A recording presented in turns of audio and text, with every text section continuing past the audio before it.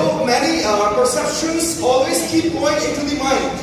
हर तरह के perceptions लोगों के दिमाग में चलते रहते हैं.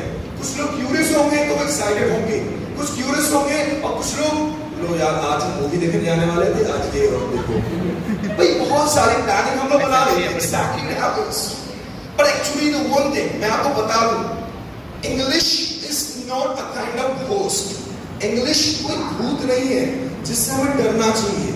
It's only a language to communicate with the people.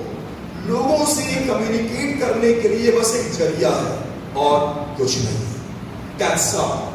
और अगर हम सिंपल सी बात करें, इंग्लिश ऐसा नहीं है कि आपको नहीं आती, पर एक्चुअली आपका जो माइंड सेट है ना वो ऐसा बना हुआ है. एक्चुअली इसको कहते हैं साइकोलॉजिकल मैटर. जो हमारा साइकोलॉजिकल फैक्टर चला आ रहा है शुरू से, सिंस बिगिनिंग, कि पहले हम इंग्लिश सीखेंगे तब बोलेंगे. Am I right?